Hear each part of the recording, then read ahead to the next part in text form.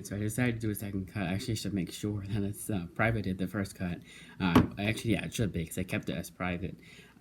Just the first cut, I like prattled on, and then there was so much, I was distracted first of all, and there's just, like, everything else was not working for it. But this is the reading recommendations plus library haul, but I just call it reading recommendations plus more, because I'm weird about not calling it.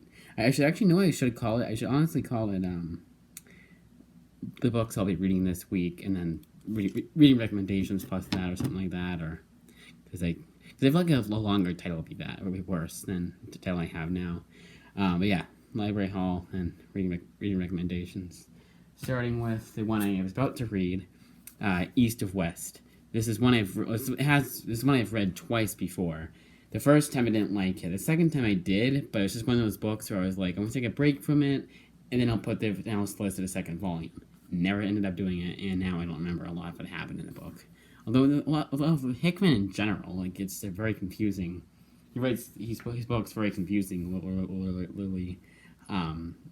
amusingly, that's what I was looking for. Confusingly, so you don't exactly have to take, you just could have gotten volume 2, basically what I'm trying to say. Another one I'm rereading, Curse Words. This is Charles Soule. Not the biggest fan of his writing, but I did like his Death of Wolverine one, and I'm willing to give this a second chance. It's like with gods and junk. Actually, I realized I should have done the Seven to Eternity, too. Low. This is another one I'm reading. I know, this is a whole big stack of rereads, basically. $9.99 though for a thick-ass trade. That's why I love Image. You can guarantee, it's almost a guarantee that every volume 1 of an ongoing series will be $9.99. Even ones that were, like, canceled. Like, I think it was a Gail Simone Crosswind. For the life of me, I cannot remember what it's called. I just remember it's a Gail Simone Image book. I think that only went for a volume, went for like 6 issues. Collected in one volume. It was $9.99, even though it got canceled. I could be wrong about that. I actually got it for $5. The Avengers Under Siege Epic Collection. This is the only, I should have put this, should have more organized. What the hell? But this is the only one that was an interloan. For those of you who don't know, an interloan is the library books they get from other libraries. The rest are, and obviously, I should say that. There's another one. Deadpool Volume 3, Classics. Some of these I've already read one issue of. And so far I like this one. It's one I dropped 50 times. In fact, I just started where I left off, from where I left off. It was pretty good. I liked it. For the most part. Chrononauts by Mark Milar. Knew nothing about this, and now I want to read volume 2. I know I'm basically doing a reading recommendation. I really shouldn't be, because I don't want to confuse anybody. But I liked issue 1. All these I've only read one issue of, at the most. Then finally, The Ether by Matt Kint, who does Berserker. He seems to write the same kind of books from what I've read so far of Ether. Not the same kind, it's the same genre. Now let's do the reading recommendations. Starting with... No, it was right. No, it wasn't right. Never mind. Starting with that Santa Claus movie. It's honestly, like a lot of people, like, and I'm one of the same people, but like a lot of people, how they watch Elf every year. And they enjoy it because they grew up with it. I feel like Santa Claus will become that movie around at our household, especially with my nephew. Comes every other weekend. I mean, we'll always watch movies with him, so I feel like that's gonna happen. We'll just watch the first 2. I'll only watch the first one. I do like that movie. It's kind of one of those like older movies that's like you feel like it's like a classic, even though it's like it's a classic because of the age of it. It was 1994, it's before I was born, so obviously I feel like a classic. Hell, the second one feels like a classic too, even more so than the first one. Because we always had the second one on DVD. Never ended up getting the first one. In fact, the first one I had got at the library. Hence why I'm doing a reading recommendation. It's a movie series, just recommendations in general. I recommend it as a family movie. I think like if you're just like actually most of my viewers have families or their fathers or whatever, so It's a good feeling movie all in general. But what I was trying to say is, like, if you don't have a family, like you're 30 years old, unless you grew up with it, you might not like it as much. But I mean, check it out. It's got to be free somewhere. Definitely, I think it is. I'm more than certain it's free on Disney Plus. But why would you want to spend money on Disney Plus when they censor everything? Sheets and Delicates. It's the same series. I like Sheets. Delicates was definitely better, but it was one of those books that, like, even though the sequel is better than the original is still really damn good. I would give them this. I basically give them the same score. I highly recommend those two books. It's a young adult book, so it's gonna be. It does have that young adult feel, but it's more like books like and this is probably a bad example for one of them, but Rules, because I don't think a lot of people have read that, by Cynthia Lord, with the one about the girl with the autistic brother. It kind of had that kind of feel, and a little bit of Bridge to Terabithia too. How it's like a classic book, but it's a classic feel. With Rules, it just has classic feel. Bridge to Terabithia is a classic. It came in 1973. Actually has had 2 movies since. There's a TV movie, and then what's his face was in it? The one that plays Peeta in Hunger Games. Josh Hutcherson. What has he been in recently, I wonder? But yeah, those are 2 Sheets and Delicates were pretty good. I'm glad that it's one of those books that Near Mint Condition recommends that I actually really enjoyed. Because a lot of I feel I seem to not agree with him a lot about a lot of books, but when I agree on the book with him that he likes, it seems to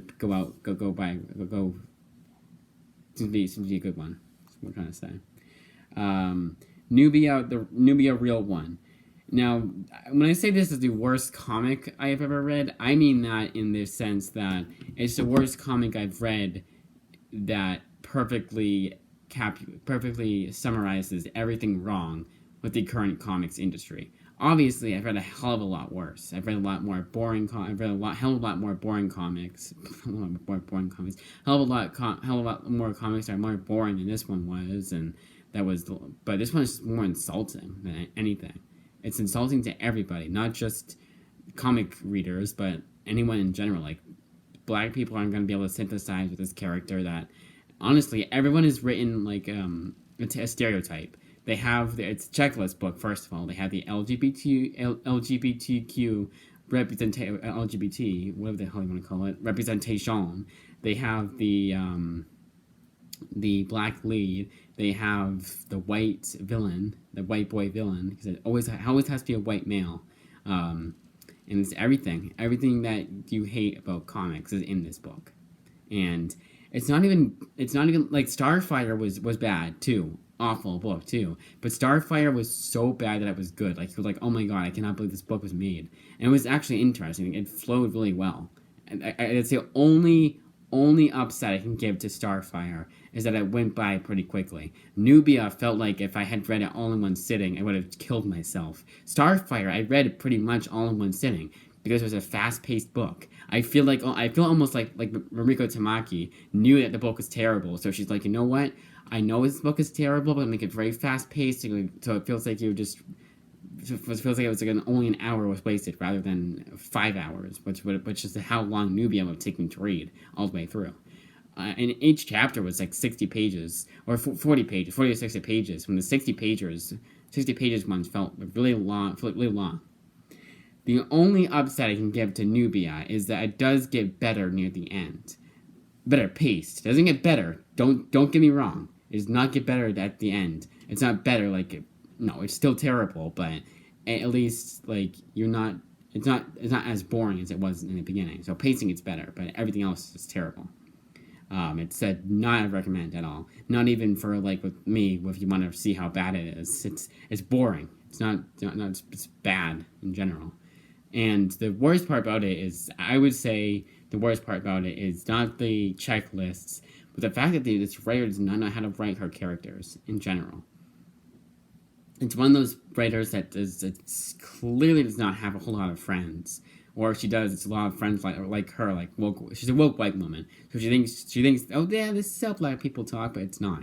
I can say that myself, just based off of what I've seen in media. Well, I shouldn't say media, but what I've seen in movies and TV shows and just in general in real life. I should not have said media, because that gives out the wrong impression. And then PTSD it was pretty good. I mean, it's not one I'd read it ever again, not ever again, but it's not one I'm gonna read again or like by myself. I'm trying to say it in a sense in a way that everyone else would say it. Like I wouldn't clamor to buy it, but it doesn't sound right. But I won't like rush out to buy the book or in a hardcover, or if they had like a complete collection of the author's work, or something that was in a box set, or had a sequel or something. I don't know why I'm going so in detail about it, but it was good for what it was. I enjoyed the story. It was a very good story. I do recommend it. But it's one of those one and done books where I'm just like, I can't see myself reading this again anytime soon. Captain America Superior Stratagem is a prime example of why I go back to books, why I reread books. Is because sometimes I guess I was not in the mood for a book, because when I read a lot of the books that I've gotten a second chance to, I like a lot better than I did the first time, and that was the case with the Captain America one. And because it's an epic collection, it doesn't just have the Captain America Superior Stratagem issues. No, it has a little bit more. It was mostly Mark Gruenwald until the last 4 issues, where they give you Fabian Nicieza's 4-issue miniseries, The Adventures of Captain America, I want to say. And that was really enjoyable and very fast-paced. Each issue was like 50 pages, and only the first issue felt like it was long. And then after that, it gets super fast-paced once they get everything introduced and all that shit out of the way. It gets really fast-paced, and I can't believe I'm saying this, but it's actually an Fabian Nicieza book. I actually enjoy it. I don't like Fabian Nicieza's writing. I didn't like his Deadpool and Cable. And I think I've read a few of his X-Men issues I didn't like. And that was late 90s, and this is early 90s, so I guess actually it would make sense to get worse as he goes along. But I seem to be in the minority about my Fabian Nicieza opinions, because everyone else likes Fabian Nicieza's. His Deadpool and Cable run is among one of his most admired among everybody, and I just thought it was just okay at best. But it's the best parts of it's the parts that I really liked of his Deadpool and Cable book, times a billion, times like 10 for his Captain America 4-issue miniseries.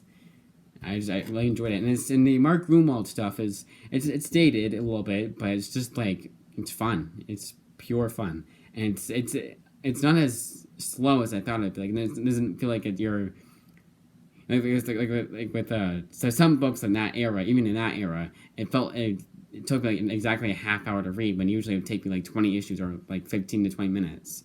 And this one was taking me like a half hour for some of them, but most were like the 15 to 20 minute range. It's still as fast paced as any other comic I was reading. I'm stuttering a lot. Black Widow by Nathan Edmondson. This was a lot more slower paced than I thought it would be, and it was good. I liked it. I already solicited volume 2. But it's one of those books where I'm going to finish the book before I solicit the next volume. There's only 3 volumes, so I'll only be doing this one more time. But from a lot of the books that I really enjoy, especially the ones I really enjoy, for Chrononauts, I'll be going to... Why did I just do that? Get away, phone. Okay, so I'm going to be soliciting Chrononauts already. I'm sorry, I keep my hit shit, and it just makes a loud noise. But I'll already be soliciting Volume 2 of Chrononauts. I really liked Issue 1. It's one of those books that even just Issue 1 I really liked. Sorry. I'm just distracting myself again and stuttering and doing all the things I hate about this in videos and not getting the right words out. But so going back to Black Widow. But with Black Widow, I'm just gonna, it's just a lot slower paced. It's one of those books that I kind of feel like I'd want to take a bit of a break from it between volumes, just like, to unwind, I guess is the word. But it's not a great word. It's not the best word to use. It just sounds stupid. But it's one of those books that it's a lot to take in, I guess you'd say, and you kind of feel exhausted after reading it, and you're like, man, I don't want to read another issue of this anytime soon until the next day. I don't know. I'm doing a terrible job explaining it. Basically, it's a book that I'm going to solicit the next volume of when I finish the book. It was good, but it was very slow.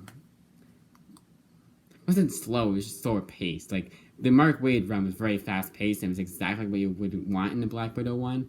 And this one was more like I was more down. It was more like low key, I guess you could say.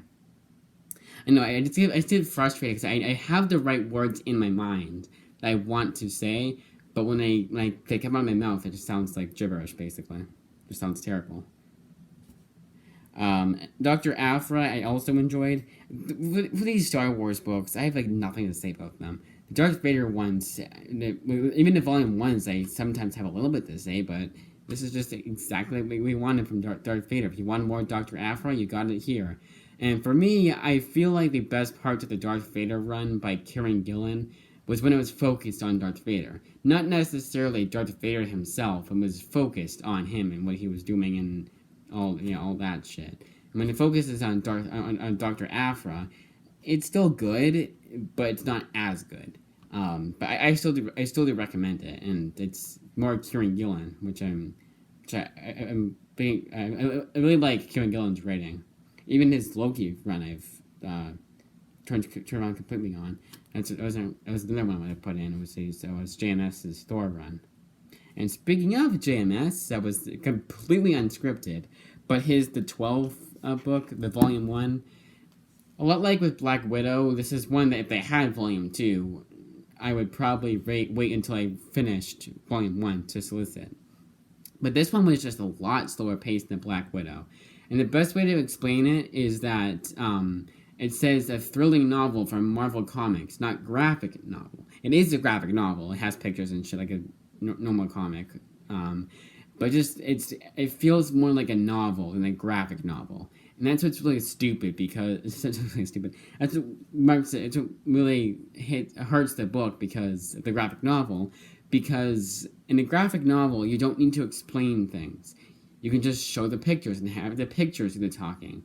But JMS, I guess, has a huge ass ego, at least back then, because he wanted to really explain what was going on in the pictures. Not necessarily explain what's going on in the pictures, but explain the emotions the character is currently having in a way that they wouldn't say in real life. It's kind of just not only exposition, but like explaining the character's current thoughts and feelings when the pictures can do that, the artwork can do that just fine. I know I'm saying pictures, that's it sound like immature, but like the illustrations can do that for you in a comic book. It's why it's there. And just for this, it was just, I guess JMS is a huge ass ego when he wanted to really wanted to show that he could maybe sound sophisticated in his writing when really it's just boring and just made the book's pacing like screech to a halt. Everything else was pretty good though. Like once it's focused on the story, it is pretty enjoyable. But even then, it's just lackluster. I can see why people would like this book, but I didn't. Sure as hell didn't. And JMS, like I really like his Spider-Man run. I like most of his Thor run, which is why I'm re-soliciting it. So I can. Oh fuck! It was there. It's at the library. The first volume is. Whoopsie. Superman and Shazam. Sorry, still on that Thor book. Superman and Shazam was probably the next two sheets and Delicates, the highlight of this week. And I guess it was really good. It's Judd Winnick. So, and Judd Winnick actually, did he write the Power of Shazam? No, it was Jerry Ordway, I think. Yes, right? One of those guys. I think it was Jerry Ordway. But Judd Winnick has a knack for writing damn good books. And it was back in the 2000s especially, which is when this came out. It's a 4-issue miniseries. And I think it's like $12.99. I don't know if you can find the trade very readily, but they're having a DC sale, I'm pretty sure. I don't know if they're still having it. Because they should be having something from Black Friday. They should be having something for Black Friday, right? Because they had a Road to Black Friday sale where they put everything at $2.99 and above. It was like $2.99 and above, obviously, but it was very cheap. Like you get like a trade that's normally like $14.99 for $2.99. But I'd recommend picking this one up, even getting it digitally, because it might be out of print. If it's out of print, get it digitally. or ask your local library they have, or Interloans if your library does that. Aquaman Volume 8, that was the last one, the new 52. And I really wish Dan Abnett had just done, Dan Abnett and Cullen Bunn had written post Jeff Johns New 52 Aquaman.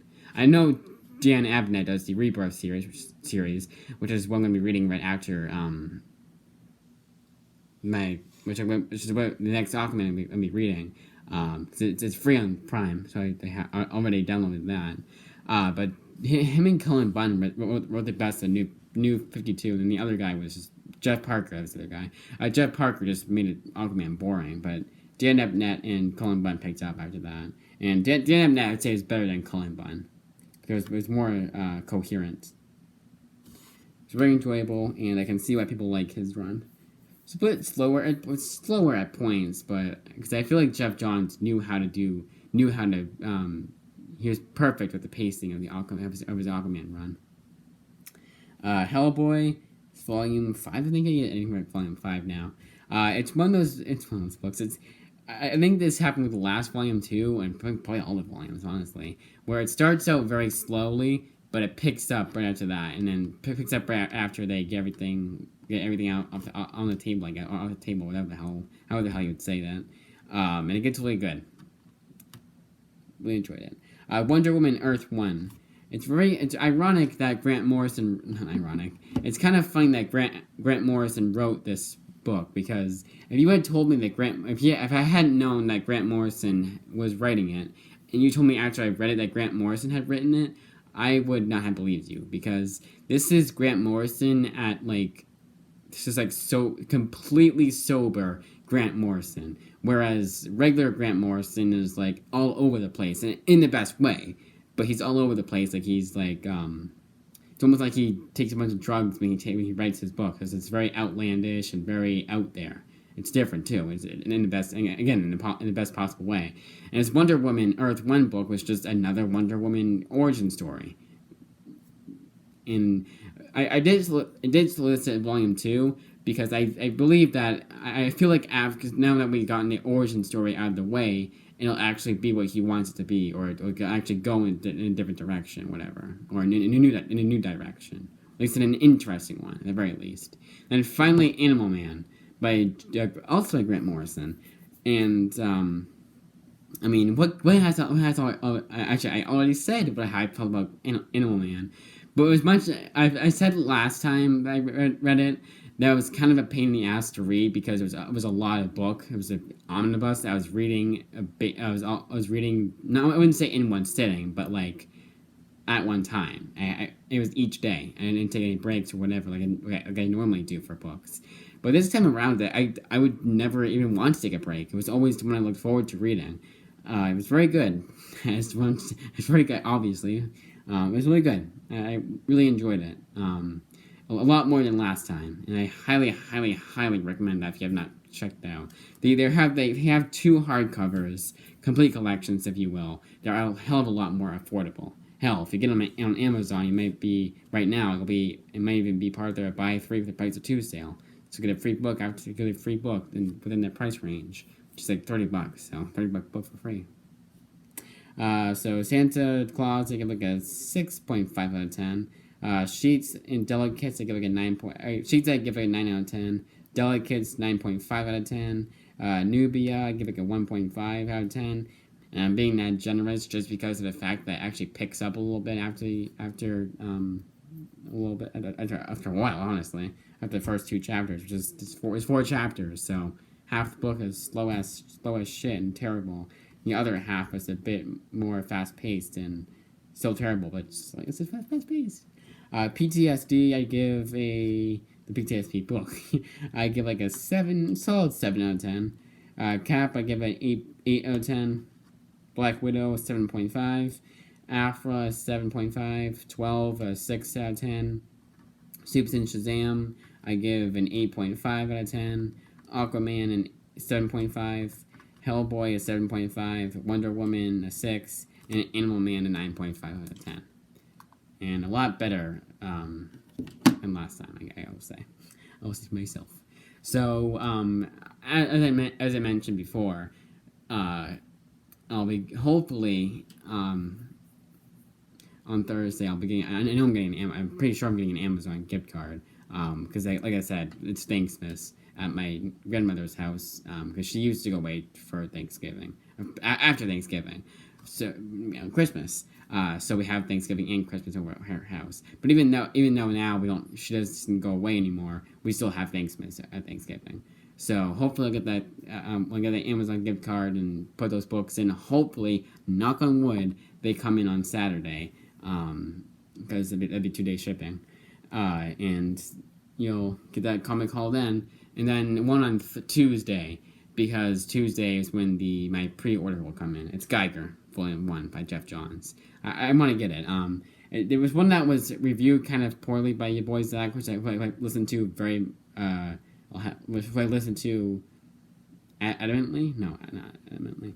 But like, I follow him religiously, I guess you could say, and I take his opinion for like anything but granted. Basically, I take his opinion for fact. Basically, hell, he got me back into that Black Widow Kelly Thompson series.